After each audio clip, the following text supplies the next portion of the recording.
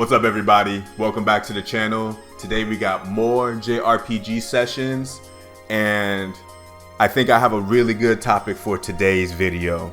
So what I want to ask is this. What is that one JRPG franchise that for whatever reason you decided not to play? A franchise that you skipped out on, that you ignored, and you found out very far down the road that you actually missed out on something that is dope.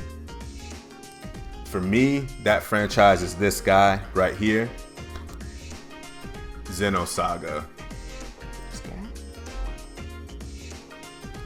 So here's my story on why I did not care about this franchise despite the fact that I own episode 1. So episode 1 came out in 2002. And this was the first JRPG that I encountered that had a split narrative. And what I mean by that is that this episode 1 of Xenosaga is not the complete story of Xenosaga. There are 2 more episodes that came out. The releases were staggered, I believe. They were staggered, I don't believe. I know that they were. This one came out in 2002. I believe part 2 came out in 2004, 2005. And then part 3 came out in like 2007 to 2008. I'm not for sure, but I'm pretty sure they were released around that time frame. Between 2002 and 2008, no more than that. And I popped in part 1, I started playing it. I didn't immediately fall in love with the game. I did play a good clip of it, and I got to a part where I got stuck at a boss. So I went to Game FAQs to figure out what was going on, to see what I needed to do. And that's when I learned that this wasn't the whole game. There was another part coming out, and then another part coming out after that. And I sat there and I thought, so I paid $60 for this, and then when part 2 comes out, if I want to get more of the story, I got to pay another $60. And then to finish the story, I have to pay another $60. Nope, I hopped right off that train, bro. As soon as I found out about that, I didn't even look into beating the boss. I just dismissed the game, and I just moved on to something else, sat it on my shelf, and never paid attention to it again. I come to find out many years later, this is after I come back from my skateboard hiatus, I found out that this game and this franchise is actually really good. And at that point, this was probably like 2011, and copies of part 2 or episode 2 and episode 3 cost more than I was willing to pay for them. They cost more than I'm willing to pay for them now. Part 2 I can see myself biting the bullet on, but part 3 costs so much that it discourages me from buying part 2 because I can't have the complete set. But thankfully, PS2 emulation has come a long way since 2010.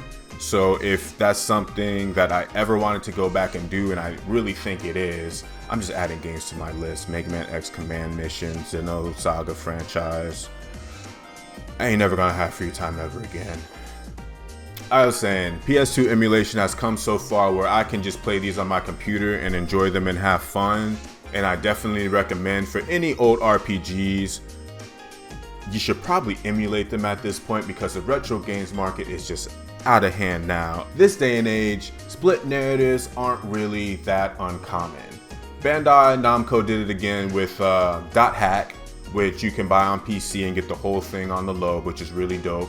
Wish they would do that with this guy, but the most high profile experience that we all have, JRPG gamers, regular gamers, all gamers have, is with Final Fantasy VII Remake, and how that's being split into multiple parts across multiple systems, which thankfully this didn't end up doing, but that's another video in and of itself. But we have examples of the Legend of Heroes saga now, which Trials of Cold Steel I absolutely adore. One of my favorite JRPG franchises in an extremely long time. And that game is split up into 4 parts. What I can say for these games with split narratives is that They provide a complete and total gaming experience for the $60 that you spend. From what I've been told, I myself have not finished Xenosaga, but I've been told by very, very reliable human beings that each and every one of these 3 episodes is a complete and total game, beginning, middle, and end narrative. And I can honestly say that about Trials of Cold Steel as well. I will say that the endings can be kind of underwhelming because you're supposed to go on to the next game, but at least that beginning, middle, and end is there. So I don't begrudge the split narrative as much as I used to when I was younger. If you're telling a massive, giant ass story, I kind of understand. Xenosaga. This was the franchise that I slept on that I wish I hadn't. All right, everybody. So what is it for you? What is the franchise, whether it be JRPG, regular game, whatever it may be, what is the JRPG franchise or game franchise that you slept on, that you missed out on, that you regret? Now, like I did say, thankfully with technology and emulation being the way it is, there's a lot of these old franchises that we can go back and experience for the low. Or for free. However you do it. I'm not encouraging emulation, but I myself have no issues with it.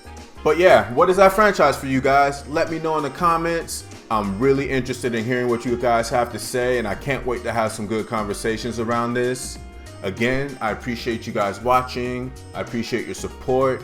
If you enjoy the video, please give it a thumbs up. If you enjoy the content, please subscribe. I would really, really appreciate it. And I'll see you guys next time. Peace.